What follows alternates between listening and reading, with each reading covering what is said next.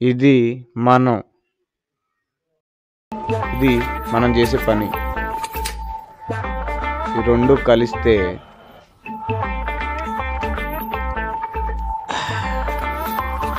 మన కర్మ.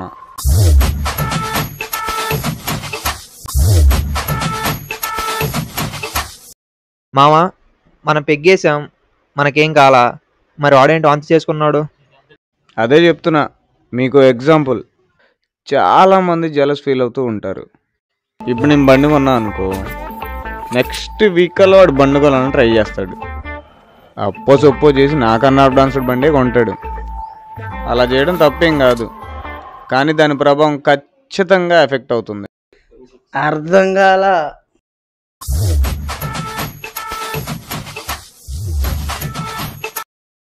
మనం బండి మీద వెళ్తూ ఉంటాం, ఏదైనా పనుండి ఫాస్ట్గా వెళ్ళాల్సి వస్తుంది. మనం ముందుండి క్రాస్ చేసుకుని వెళ్తాం. వాడికప్పుడు మనల్ని క్రాస్ చేసుకుని వెళ్ళాలని గిలి పుట్టిద్ది. మనం ఎందుకు వెళ్తున్నాము, ఏ పని మీద వెళ్తున్నాము వాడికి అసలు ఐడియానే ఉండదు. ఈ రోజుల్లో కాంపిటీషన్ లేకపోతే చాలా కష్టమే మరి. అల్టిమేట్గా నేను చెప్పాలనుకుంది ఏంటంటే, డెస్టినేషన్తో వెళ్ళే స్పీడ్కి సేఫ్టీ ఉంటుంది, టార్గెట్ చేసి వెళ్ళే స్పీడ్కి ప్రాబ్లం ఉంటుంది. తాగేసి ఏదో చెప్పేస్తున్నా.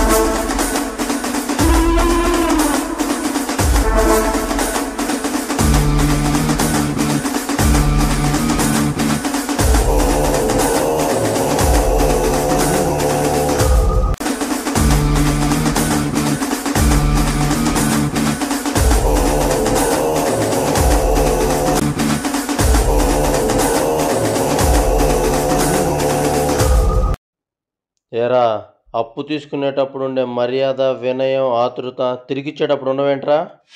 కొంచెం టైట్గా ఉన్నా భయ్య. ప్రతివాడు నాకు నేను టైట్గా ఉన్నానంటే బిజినెస్ ఎలా రన్ చేయాలరా? ఇప్పటికే 2.5 లక్షలు ఇవ్వాలి నాకు. చాలా లేట్ అయింది. మొత్తం 3.5 లక్షలు కలిపిచ్చేయి. అయినా ఇవ్వాల్సిన దానికంటే ఎక్కువ డిమాండ్ చేస్తారేంటి? 24 గంటల్లో డబ్బులు మొత్తం తిరిగిచ్చేయి, లేకపోతే మ్యాటర్ వేరేలా ఉంటుంది.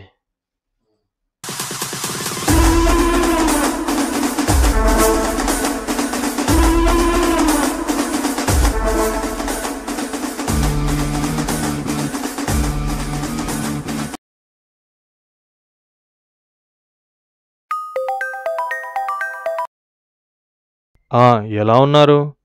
చాలా రోజుల తర్వాత కాల్ చేస్తున్నారు. ప్రాబ్లం ఏమైనా ఉందా? సార్ బాగున్నాను సార్. చిన్న ప్రాబ్లం ఒకటి వచ్చింది సార్, మనకి మనీ ప్రాబ్లం. మనం వేరే వాళ్ళు బాగా ఇబ్బంది పెడుతున్నారు, వాళ్ళ మీద చిన్న పిటిషన్ ఒకటి వేయాలి సార్. మీరు చేసిన డాక్యుమెంటరీ అంతా ఒకసారి చూపించండి, నేను అదొకసారి చూసి మళ్ళీ చెప్తాను.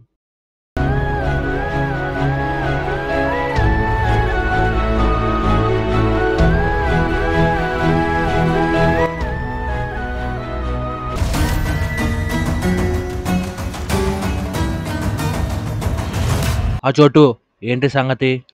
తమ్ముడు దందాలు, హత్యలు, బెదిరింపులు చేస్తున్నాడని బయట కోర్టులు కేసేస్తున్నారంట.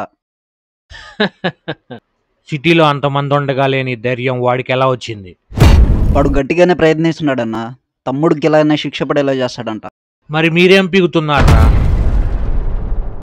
సమస్యలో ఉన్నప్పుడు ముందే పరిష్కరించుకోవాలి, లేకపోతే అది పొలంలో పురుగులాగా ఎకరాల కొద్ది పాకింది. చెప్పింది అర్థమైందా? ఈ విషయం తమ్ముడికి తెలియకుండా పనిగాని ఇచ్చేయండి. రాబోయే పుట్టినరోజుకి వాడి చావే వీడి బర్త్డే గిఫ్ట్ అవ్వాలి. ఇక చంపడానికి బయలుదేరండి.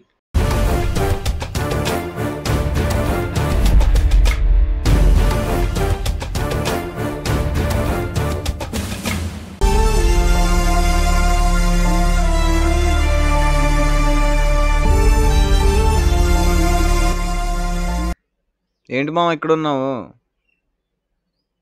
ఏంటి ఫేస్ ఏంటి అలా ఉంది? ఏం ఏం లేదు ప్రాబ్లమా? చిన్న మనీ ప్రాబ్లం. చూడు మామ, ఈ రోజుల్లో మనీ ప్రాబ్లం లేకుండా ఏ మనిషి ఉండడు. సో లైట్ తీసుకో. మనీ ఒకటే ప్రాబ్లం కాదు మామ. ఇలాంటి నీచ నికృష్టులు ఉన్నంతకాలం ప్రతి ఒక్కడికి ప్రాబ్లమే. అర్థం కాలేదు. వాడికి డబ్బులు ఇవ్వడం కొంచెం లేట్ అయ్యేసరికి వాడు మనుషుల్ని తీసుకొచ్చి చాలా ఇబ్బంది పెట్టాడు మామ. ఏం చేద్దాం మరి? నీ ఇష్టం మామ.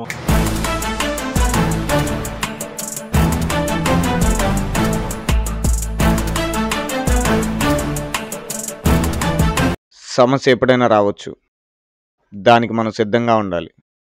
సమయం వచ్చినప్పుడు అవతల ఎవడైనా సరే యుద్ధం జరగాల్సిందే.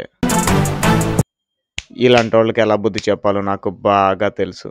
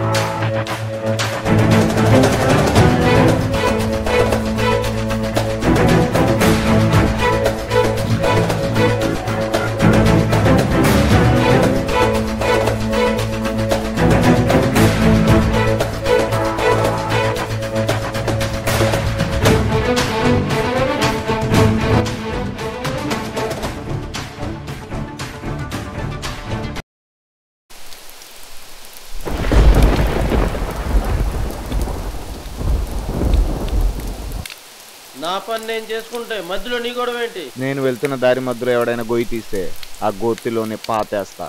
అన్యాయంగా అక్రమంగా సంపాదించడం ఈజీయే, కానీ అది అందరి దగ్గర కుదరదు.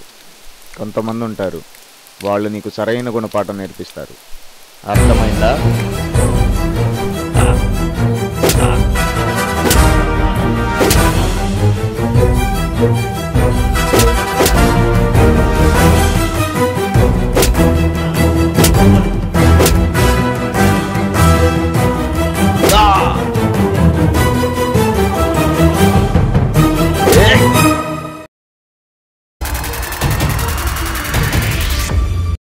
నీలాగా వెనక నుండి పగబట్టేవాడిని వెలియకపోతే అది సృష్టి వినాశనానికి కారణమవుతుంది.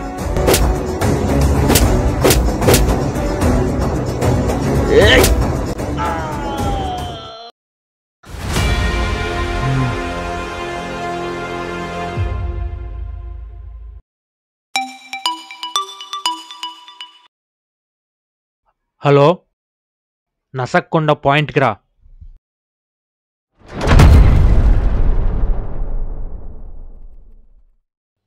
అన్నా అన్నా ఏమైందన్నా? తమ్ముడిని ఎవడో కొట్టాడంట. అన్నా, మన తమ్ముడు డబ్బులు ఇవ్వమని బెదిరించాడన్నా. అది తెలిసి వాళ్ళ ఫ్రెండ్ గొడవకొచ్చాడు. వాడిని ఎలాగైనా విడిచిపెట్టేదే లేదు.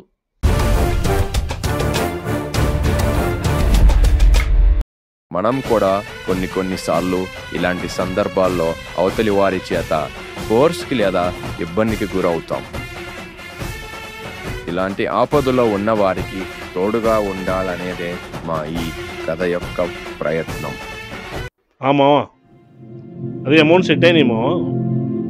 రేపు పే చేసేద్దాం వాడికి. ఇక నుంచి ఏ ప్రాబ్లం ఉండదు మామ.